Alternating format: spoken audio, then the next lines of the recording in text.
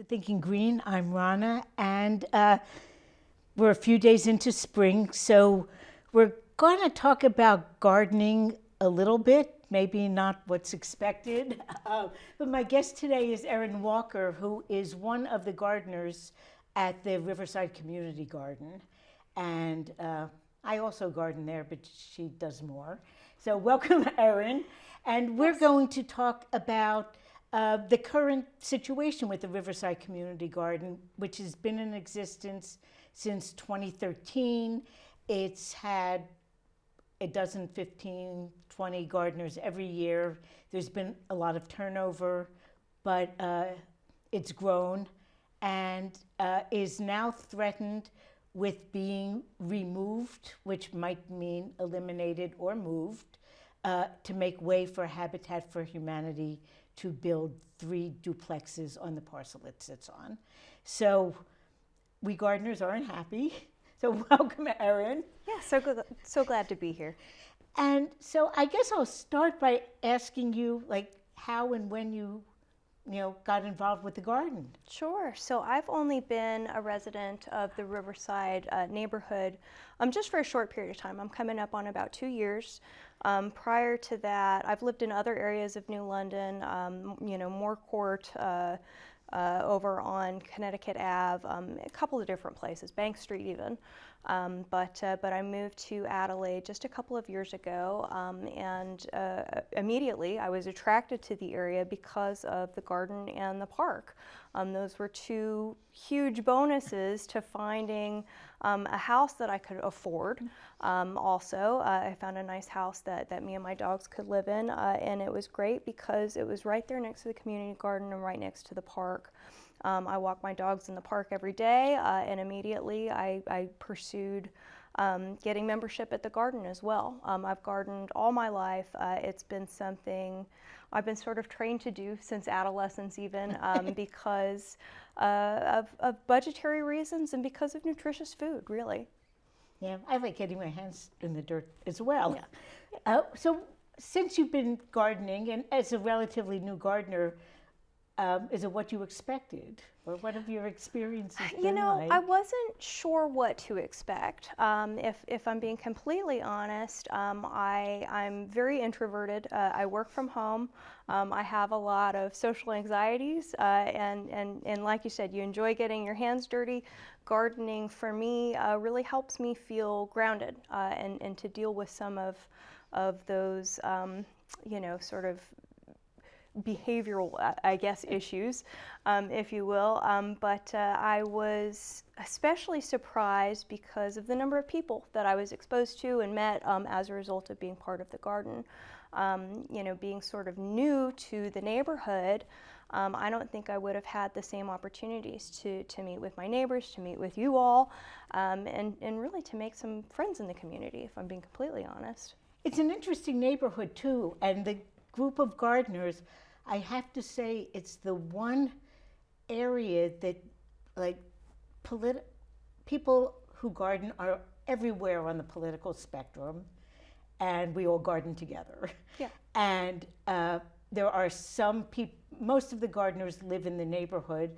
Some live downtown, where people who live in apartments don't have any land.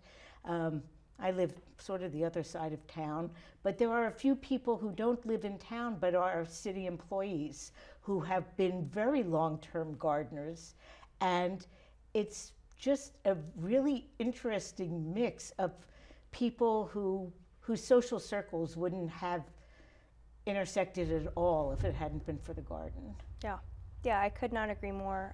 It really is a diverse group of people, for sure. And in that neighborhood, generally speaking, I think, I know you mentioned we do obviously have gardeners that don't live right there in the neighborhood, but the neighborhood, generally speaking, is very diverse. So I think even if they are outsider gardeners, it's a very good reflection of that neighborhood. Yeah, I think so too. What I wanted to kind of start with is slides that show the history of the construction of the garden. It was funded by Fresh New London, had a grant from the Department of Environmental Protection and I think they applied in like 2010 or 11, and it was a grant to create community gardens. And we had a lot of help. This is a slide of, I think the first day there were quite a bit, there were neighborhood people there, and there were also gardeners from Calkins Community Garden, which I think had been in existence for just a couple years before, before that. And they came and, we got the lumber delivered to the site. We had cut it ahead of time. People measured and pieced it together, and we kind of had a plan. You can see there wasn't a fence back then, and you can see the beds were put right on the grass. And I think it is worth noting that the soil in that parcel is good, which is really hardly the case anywhere in New London or any old city that had old houses that might have had lead paint that have been around for a long time. And we had soil testing done. That was part of how Fresh helped us to start up. And this parcel didn't have high lead levels, high cadmium levels. We still made raised beds to separate people's plots. We thought that just digging in the ground wouldn't have the same feel to it. But we really didn't, need to worry about the soil. So that happened in 2013. And I guess we have a couple more pictures, at least one more picture that has, shows the bed with dirt in it and the first plantings.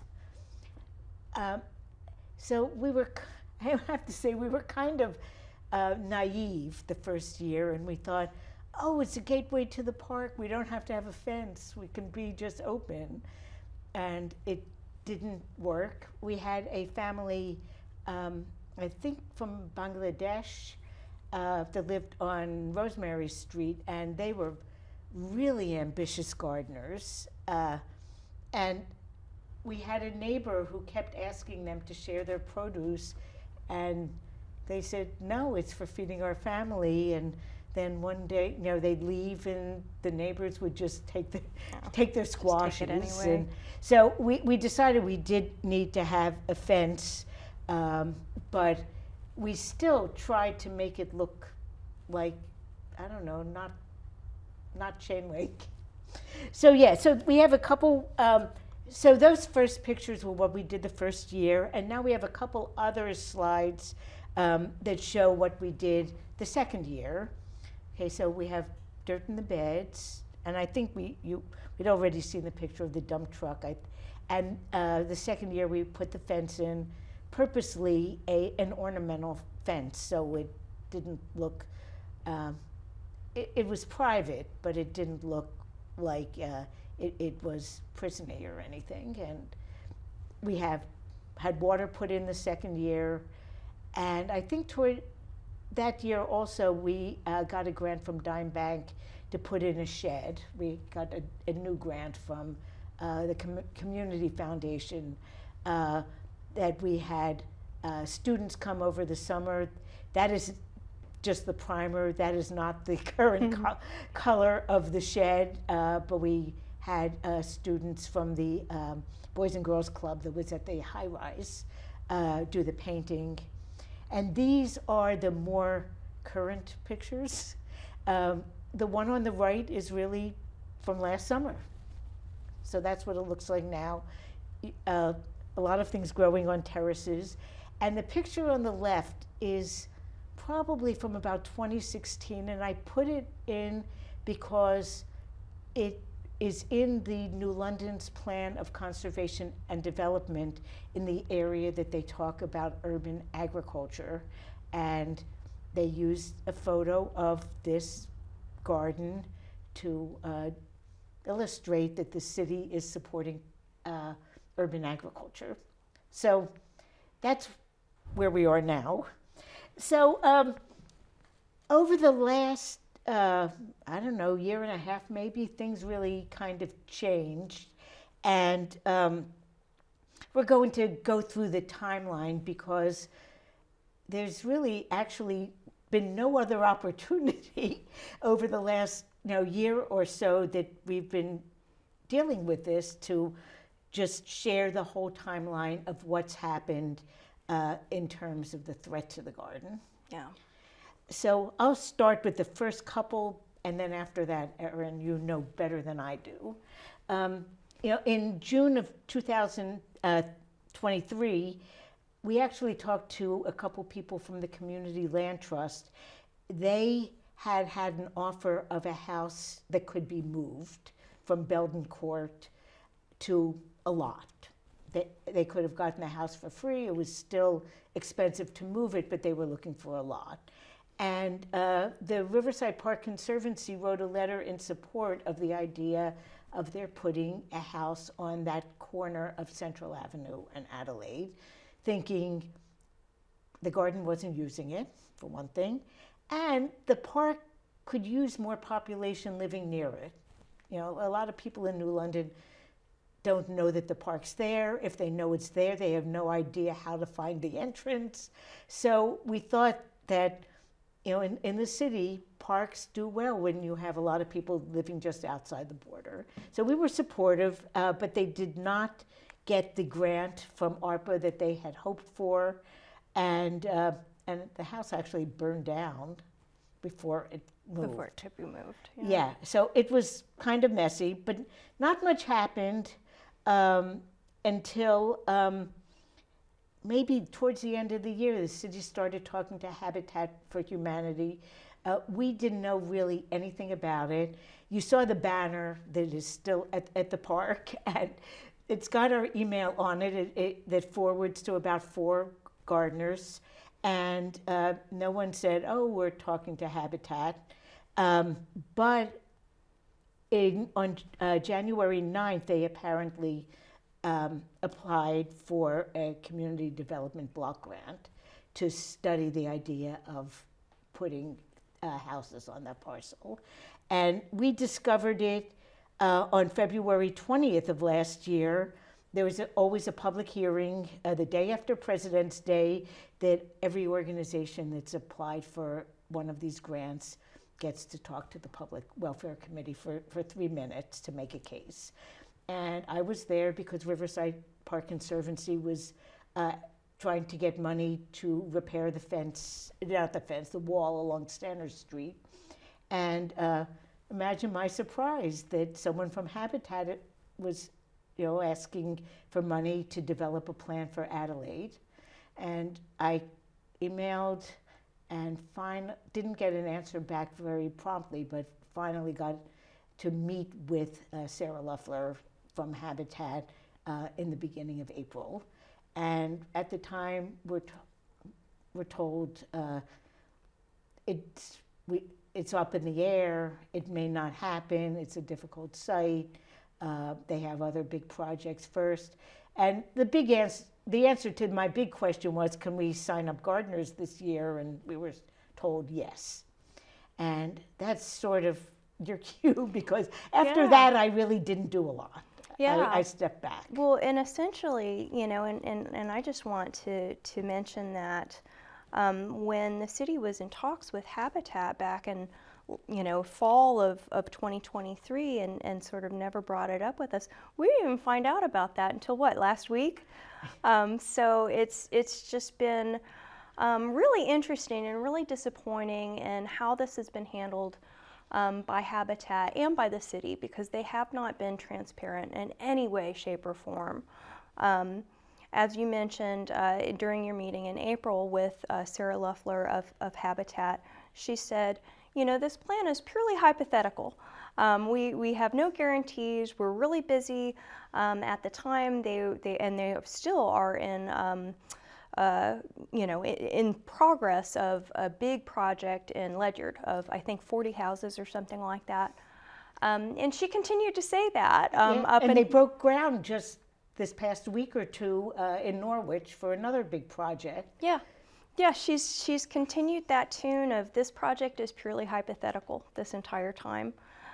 So it's been really surprising because post-April, we didn't hear anything until public notice was a sign was installed next to the garden. Obviously, that sign was for a public hearing. It was a planning and zoning meeting for the re-subdivision of the Right. lot. So initially, the habitat plan was going to redivide the entire lot, which stretches from Crystal to Central Avenue along Adelaide Street in New London. And they were going to divide it into 3 lots. And the 2 lots closer to Central was where they were going to install housing. And they had a site plan that they presented, and they repeated at this meeting, well, they were going to preserve the garden, and everything was going to be okay. And really, the gardeners were going, you're preserving parts of the garden, though, and this is sort of problematic. The site plan that they had the development run right up to the garden fencing. And it's a little bit strange to describe this without sort of a picture or site plan, but that is where our garden gate is. So we would have to make some pretty heavy modifications in order to make this plan work, because it also consumed public areas, recreational areas. That's where we have a very large picnic bench, and where in the past we've had certain events. We had a composting there, where all of the garden waste would be handled, as well as the food waste of several New London businesses.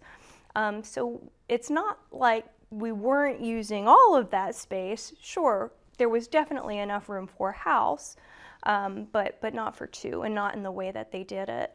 The plan was actually for two family duplexes initially, and obviously that re-subdivision was approved. At that point, I reached out to Sarah Loeffler and said, we'd really like to meet with you, because you're representing this as you are saving the garden, and it's really only parts of it, and we need to figure out a plan going forward. And she sat down with myself and a couple of representatives from Fresh, and we had a lovely conversation, or at least I thought. We had, I think, what would have boiled down to about 8 points of concern, essentially. One of them was that obviously we need to have access to the garden. If she's going to build right up to her fence, we either need to figure out some plan for relocation of those assets, of the accessibility, and of a composting area. And a couple of other stipulations, like, the house in the lot that was directly adjacent to the garden, we wanted them to be respectful of the gardeners, in terms of security. Everybody's got video cameras these days, and we really wanted the privacy of our gardeners to be protected. And so that was just simply mentioned. There, other concerns like, hey, can you replace some of the mature trees that you were destroying? Is that a possibility? You could plant them in the park. And there were a variety of other sort of minor things. And she said, sure. This plan is purely hypothetical, and we want your support, and we will certainly consider all of these concerns, no problem. And she said, of course, we'll keep you apprised of any new developments should they come up, and we'll talk soon. And we didn't. We sort of never heard from her again. At the meeting there was another public hearing sign installed. I forget exactly what the date was, but I know that meeting was postponed. I think it was initially set for, and I've got it written here, it was initially set for October 24th, and it was postponed for quite a while. Yeah, So I think December 12th was, they ended up doing a special meeting. Yeah, and so for that meeting, Sarah Loeffler was applying for a zoning variance. So the building in the center lot that was going to be closest to the garden, did not have the correct easement from the street, I think is what it was. So they were applying for this variance, and again, that same plan showed them saving the garden, or preserving at least the gated part of the garden, without obviously anything else. And then 3 days later, she emailed us to say, well, we can't coexist with you. essentially, she basically said that our ask for accessibility would make the lot completely undevelopable, and that she did not want her homeowners to have to worry about lighting and or security and the privacy of the gardeners. So therefore, we could not cohabitate. She used those 2 points of concern that we brought to her attention as the reason for the total destruction of the lot. Well, and I think we should point out, and this is something I didn't know, but you do because you live on Adelaide Street, that Adelaide to the east of Crystal Avenue is not hooked up to the city sewer system. Yeah. And so the lot where our garden is obviously can hook up to a sewer on Crystal Avenue, but the lower lots can't. There's a lot of ledge there, and maybe the bottom lot would be big enough for a septic tank, but the middle one definitely would not be. So it is my belief that the logistics of needing to create a pump station to pump the sewage from the lower lot up to Crystal Avenue was really the driving factor of why our garden parcel got in the way of that development. And you know what? It would have been a lot better if they had contacted us and said, you know, we didn't realize that this wasn't hooked up to the sewer system. We have a problem. What can we do? I think all of us who are part of the garden actually do care about affordable housing and do care about home ownership, and there could have been solutions at that a year ago that are no longer available now. And it's really unfortunate, you know, since that happened. I think it was last October, the parcels in Fort Trumbull, where the 2 apartment buildings are going to be built, were transferred. And those parcels, it could have been organized in a different way. It could have been 1 apartment building and a lot of owner-occupied housing. It could have been 2 apartment buildings, but not quite so big. And there are a couple of small pieces of land of about an acre where houses could be built, except that that peninsula is capped at 500 residences, and there are 500 apartments. The city could have approved 480 apartments and founded other spots on Fort Trumbull to build owner-occupied. That, you know, it's been transferred. It's too late to do that. Right. But if we were all sitting around a table a year ago, it wouldn't have been too late. And I think some opportunities to not put housing needs and food needs like head to head, but find spaces for everything, could have been done a lot more smoothly if the neighbors had been involved earlier and, you know, from the start. Oh, certainly, certainly. And I will say, you know, in some of these actions, I get the sensation that there's almost hurt feelings on either side, where it's, you know, it's like, oh, well, the city's not being transparent with us as gardeners, and how do we approach this? We go to these city council meetings and we fight, you know, for our right to exist, essentially, and then the city goes, well, I'm so disappointed that you feel this way. Typically, you guys are the ones that are complaining about having enough affordable housing, and it's like, it really highlights the issue of the city not having a city planner and somebody that is focused on the whole picture of what's going on with our city. And these are really crazy times. I mean, we're starting to see climate change, which we knew was coming, you know, decades ago. I remember in the 70s thinking about it. But now we're seeing a lot of weird climate things happening before our eyes. You know, in many parts of the state, they've had huge rainfalls. We've had record highs. We've had all kinds of climate disruption. Now, especially with the new administration on the federal level, there's a lot of turmoil politically, economically, and I think there's a lot of kind of panic driving some decision making that is very unfortunate, that we're not really doing the best planning. And I have to say, I know that one of the people who is disappointed in us is the mayor. And I want to say that when we were working to save the park, like 15 years ago, almost 15 years ago, he was a city councilor then, and I was on the Board of Ed, and he was a hero.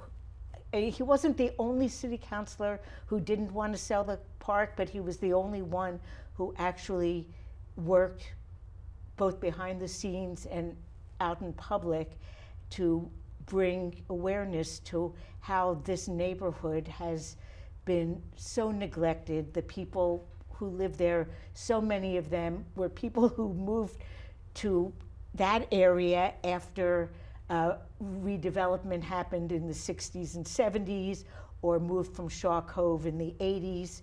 It was a place that was convenient to downtown, but still pretty affordable, so that people who lost their homes at that time and were of modest means could find a place there. So it seems as though this neighborhood keeps taking these hits. And back in 2010, when the majority of councilors decided they wanted to sell half of Riverside Park for $2.9 million, I have to say that Councilor Passero was a tremendous advocate. And I don't know why the whole tone of the city seems like it's changed. Yeah. And I don't know, it's a mystery to me.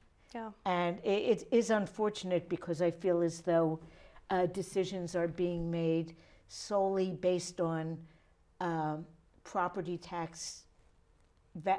values and how much property taxation the city can bring in, which is an issue, but it's not the only issue.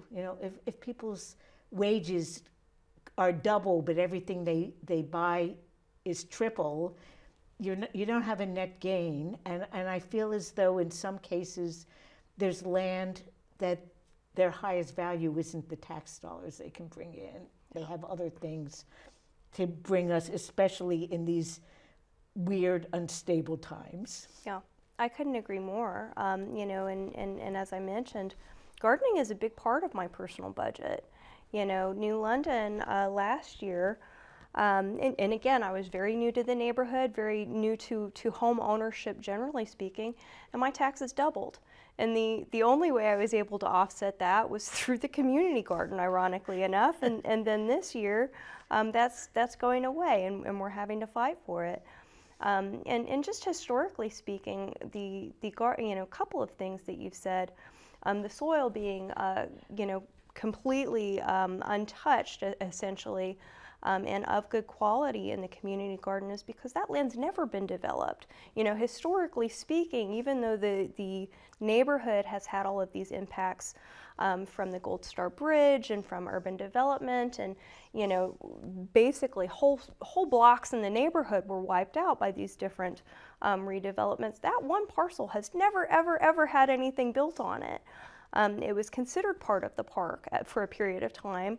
And it's unclear to me why it wasn't considered part of the park in the 2012 issue with the Riverside Park. And of course that was all before I got to the neighborhood, and I was sort of shocked and horrified to find that the two things that I love about the neighborhood have recently been in jeopardy, even though they are of historic green space that is of value to our community.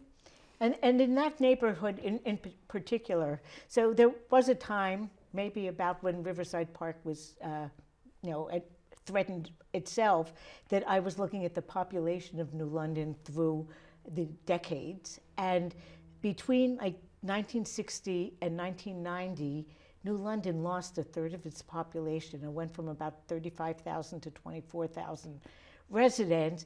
And the bulk of the loss of population was in the northern part of downtown and part of East New London because of the bridge and because of the low-income housing that went in. And I think historically, too, that every time that has happened, there's never been home ownership put on that land afterwards. And I think it's a cycle that we should kind of take note of, that when the bridge was put in, when the housing projects were put in, it was working class ownership there. And now I don't think there's a single home in that area that is that's owner occupied. And Shaw Cove was similar, Fort Trumbull was similar, and I feel like home ownership is a big deal. We're one of the worst in the state, if not the worst, for owner occupancy of our houses in New London. But it seems to me we need to dream bigger than 3 duplexes. Oh, absolutely. And that is part of, I guess, what scares me about this plan with Habitat. Because in speaking with them, because of this really complicated situation, and maybe the plan has changed at this point. Again, it was only purely hypothetical at the point that I talked to Ms. Loeffler. But the plan was that because of a very complicated situation with the utilities, the land itself was going to remain in the ownership of Habitat. And then each one of the houses was going to be sold as affordable to one individual owner that could then rent the adjoining structure or housing. So it's only 3 affordable homeownership opportunities with 3 rentals. And at the time I did ask her, what are you going to do to ensure that these rentals remain affordable? And she said, we want our homeowners to be empowered by market prices, which I understand. We don't necessarily want, low-income homeowners to be responsible for making sure there are affordable opportunities. Right. They should be able to capitalize as well, absolutely.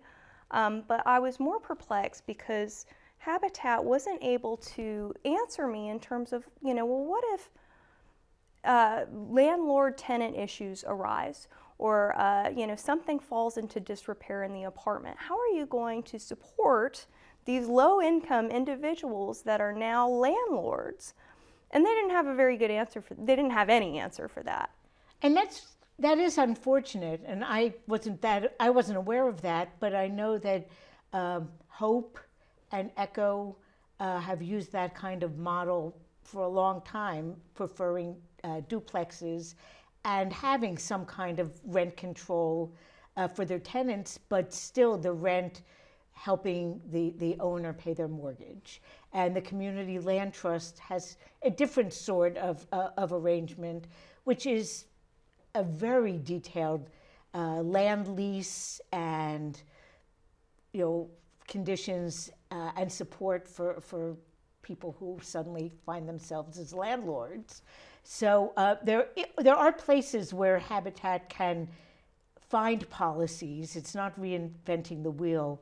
We're just not sure whether it's happened. Exactly. I really do. I hope they've ironed out some of these details. Really, when it comes down to it, I just want the best for my neighbors, and I want them to be successful in this endeavor. I certainly want the housing to uplift them in the way other Habitat properties have. But this model seems very new to them, and it just did cause some, I live a block away, so it causes some concern to me as somebody who lives down the street of going, well, who's going to take care of the land that we're giving up if we're going to be forced out of our garden? Who's going to be responsible for these things should problems arise? Because inevitably they probably will, and I want to make sure my neighbors have the best start that they can. Yeah, and I guess part of the frustration is we have no idea whether it's being looked at seriously or not. Yeah. And we'd all feel, I don't live in the neighborhood, but I'd feel better knowing that there was a plan. So we kind of, I would say, resigned ourselves to having the garden moved. And do you want to talk a little bit about the process, this surveying and? Yeah, absolutely. So once we got that email in December from Ms. Leffler saying that it was her intention to destroy the entire parcel, we regrouped. Obviously we gave everybody some time for the holidays, but right after the holidays, we all got together, the gardeners, and said, well, it seems inevitable that we're going to have to move. So what do we think our options realistically are? And at that point, all of our gardeners threw out different ideas, had different recommendations. We met another time just to sort of iron those things out. I put together a digital survey on Google that everybody could take with the intention that the gardeners would visit each one of these sites and evaluate them. There was 6 different criteria. I don't remember what they all were off the top of my head, but things like, would you feel safe gardening here? Is this garden, if a garden were to be here, is it well placed within the neighborhood in our community? So we went through, we went through and had all of the gardeners fill out those surveys. We ideally had wanted to go to the neighborhood as well and get their opinions as well, but we just didn't have time to do that. The city sort of rushed everything through so quickly, and we just really did not have time. There were, I think, 6 different sites on the survey, as well as a write-in where you could suggest any place else that you think might be good for a garden. And they were all in that north part of the city because that was the one criterion that was not negotiable. It had to be accessible to people who lived in that same neighborhood. Exactly. What good is a community garden for Riverside going to do if it's not in Riverside? Is the thinking there. But yeah, and it's the only garden north of I-95. So I think it's really important that it stays in the neighborhood. But yeah, so we selected a site. Well, at the same time that the survey was going on, sorry, rewind. But at the same time that the survey was going on, we got wind that Mayor Passero had presented a plan to Parks and Rec to move us directly across the street from where our current location is now.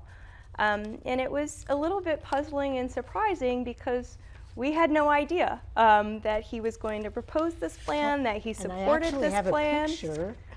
I don't know if we can zoom on it, but this was across the street. And honestly, when the soil testing was done before our current garden was placed, the soil in this area right across the street was yeah, like that sort of level. The soil here is also good. The problems were that it floods a lot. There are groundhog tunnels all over the place, and most of all, it's an area that's used recreationally by the neighbors. It's a big, a lot of use for dog walking, for kids playing kickball, soccer kinds of games. Yep. So for passive recreation in that neighborhood, it's really important. And we didn't want to fence off anything that the neighbors were using. We didn't want it to be like dominoes. Yeah. We lose the garden, so we take something else from the neighbors. Exactly. Unlike other organizations, we don't want to adversely impact our community. So even though his site proposal was included in the survey as a place for the gardeners to consider, we knew that. We knew that we did not want to impact our neighbors and the kids that play there and build snowmen. And it was also just really difficult to find what we would think would be a good spot. Certainly, we didn't find a location that is as good as the location that we are in now.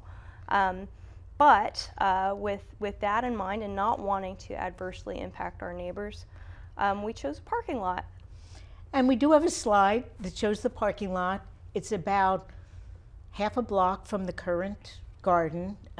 It is on Adelaide, a little down the street, and it faces Central Avenue, so it's really across from the very lower part of the parcel we're on.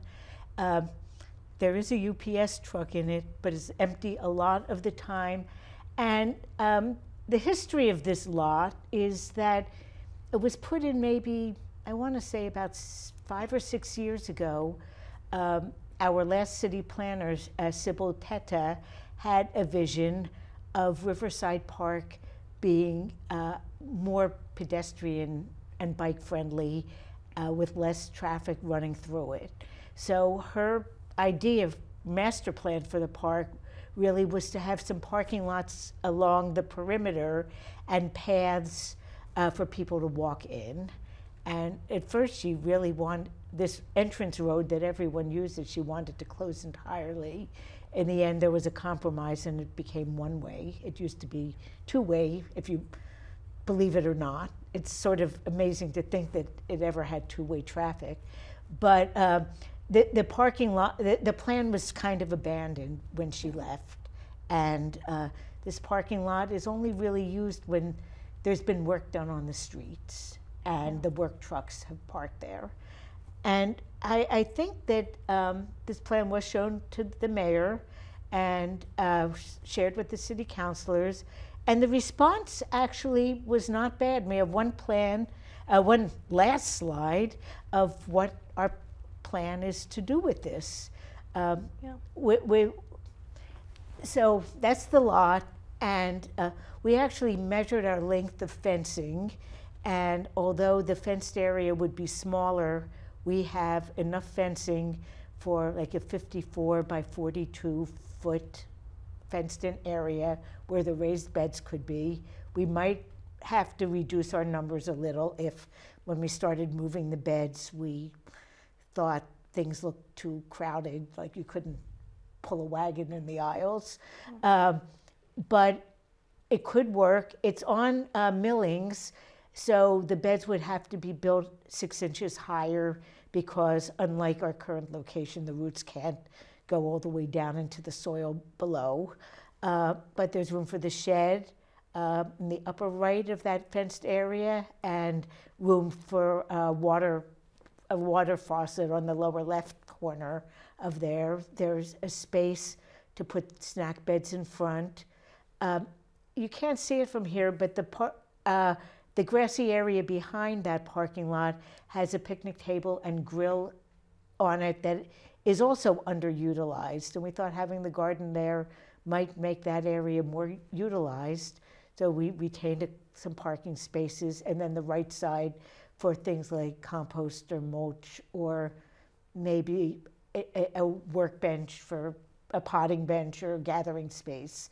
So, and the grassy areas around it could be places where our fruit trees could move. So it's not an upgrade for the garden. I don't think anyone thinks it is. It is an upgrade for the parking lot. So maybe the neighborhood could see it as an overall even trade or gain even. Yeah, I could not agree more. And as you mentioned, the reception of the plan has generally been positive. It's really sort of interesting to me, just in terms of community reaction. Obviously, as you know, you and I have been in the paper a couple of times about this topic in particular. And initially, I really got the sensation that folks were very pro-habitat and were, kind of, why don't you just get out of their way? And that has remarkably changed with this plan. They're going, are you seriously moving to a parking lot? Like, that sounds like a terrible, would you really want to grow there? It's going to have so many contaminants and it's going to have these problems. And it's like, well, yeah. If you can. We can make that work. The fresh garden is over I think it was built over a tennis court. You know, there are community gardens in town that have this model of being put on top of blacktop, and the beds do need to be deeper, but it can be done. And you know, you just have to buy more soil to fill up the beds, and it's a different experience, a different kind of garden, but I think it could be a real plus for the neighborhood. Yeah. And if somehow the original site, you know, is preserved, I think it would be a great annex. Yeah. If we wanted to expand. I think it'd be incredible. It's unfortunate though, because even though the response had been positive, we don't have anything, you know, in terms of concrete evidence that this will ever happen. You know, essentially, as Ms. Leffler put it, everything's purely hypothetical at this point. So despite the fact that we have, you know, verbal commitments to saying, oh, well, we'll get this done, I'm again a little bit disappointed in the city in the sense that they don't think it'll cost anything. They don't understand all of the grant money that you raised with the garden's establishment in the early days, and just the sheer value of things. You know, they say, oh, well, volunteers can do it. Habitat has also offered volunteers that will help with this relocation. And it's like, well, a volunteer can't hook up the water for us. Well, and I'm thinking that the moving of the fence will probably be done by professionals. And personally, I'll put a pitch in for Public Works. Public Works has lost staffing like every decade since I moved to New London, and they are stretched very thin. And I don't want to see Public Works moving this garden, because that means there's something else in the city that they need to be doing that they're being taken away from. So at the last city council meeting, Councilor Sade wanted to bring the whole issue of the sale of the parcel for $1 to Habitat to a committee meeting, and his view was that the city should charge a modest amount. The parcel is assessed at about $145,000. I think he was thinking about a purchase price that might be about $25,000, and have that money earmarked to ensure that our garden would be moved. Yep. You know, he's pro-housing. He won't say Habitat shouldn't build, but he also doesn't think the neighborhood should lose the garden resource. And because that didn't carry the day, I guess our next step in our last 8 minutes is that we have a petition. You know, the charter gives New London citizens the chance to petition council decisions that are ordinances, that are land sales, and they can bring the petition to city council, and city council has the option of either repealing what they did or sending it to a referendum.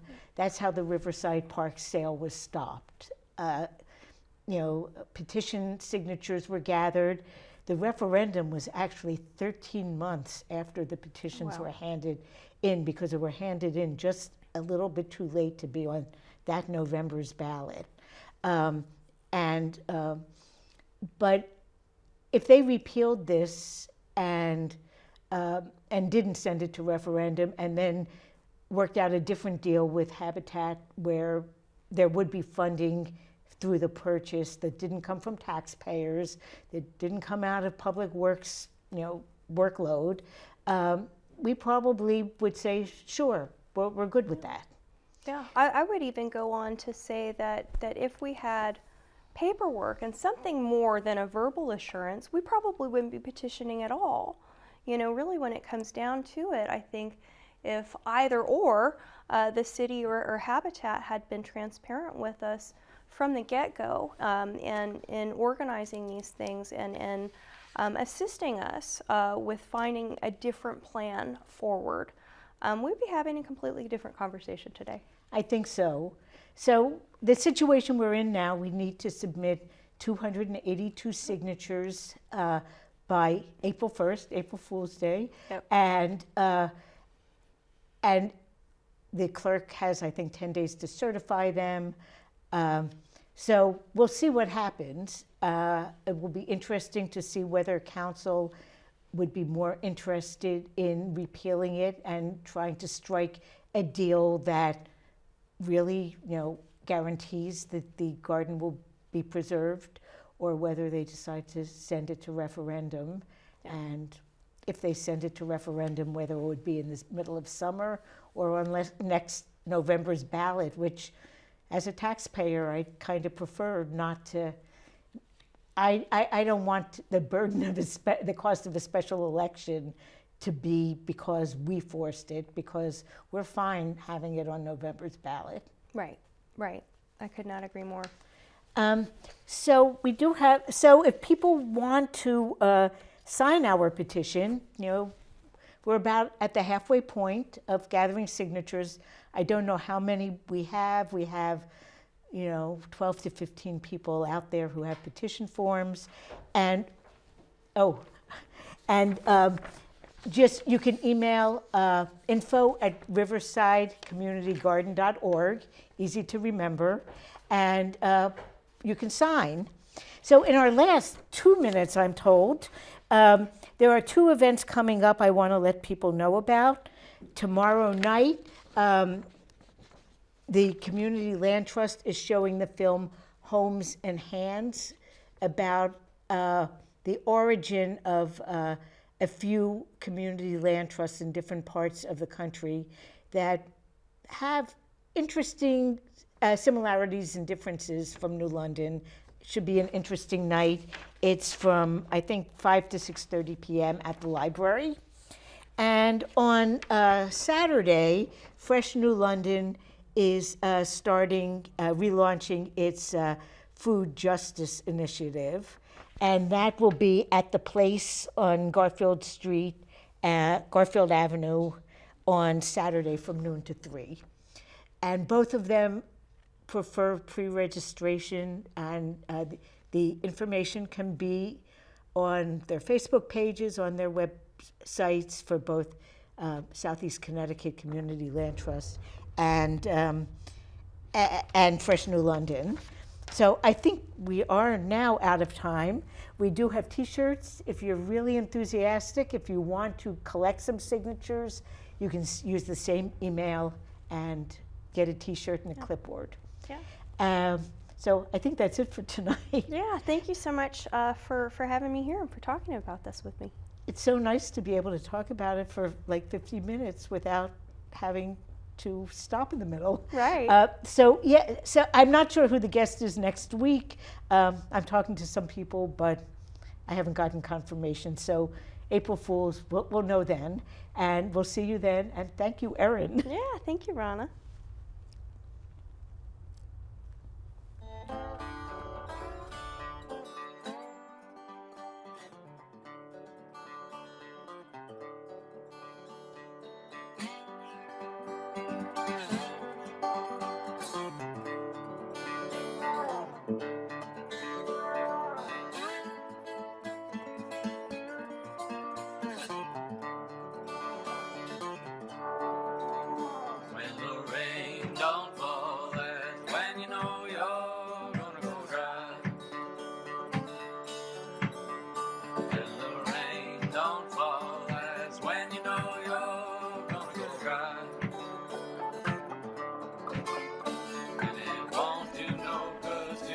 Crying out loud, babe, or cursing the sky.